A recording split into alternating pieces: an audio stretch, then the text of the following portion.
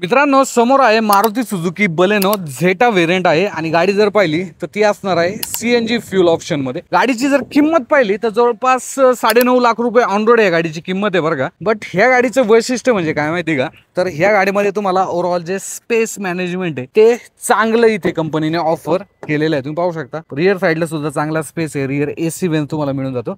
But काही गोष्टी कंपनीने इम्प्रूव्ह देखील करायला पाहिजे, जसं की गाडीमध्ये जर पाहिलं तर अजून सुद्धा क्रूज कंट्रोल झेटा मॉडेल मध्ये येत नाही, क्रूज कंट्रोल या गाडीमध्ये असायला पाहिजे। आणि सोबतच एक गोष्ट काय माहिती का, आता भरपूर वर्ष आपण डिक्की मध्ये सीएनजी कंपनीने दिलेले आहे, आता तो सीएनजी अंडर बॉडी करून टाका, जसं तुम्ही विक्टोरिस मध्ये केलं होतं ना तसा इथे द्यायला पाहिजे।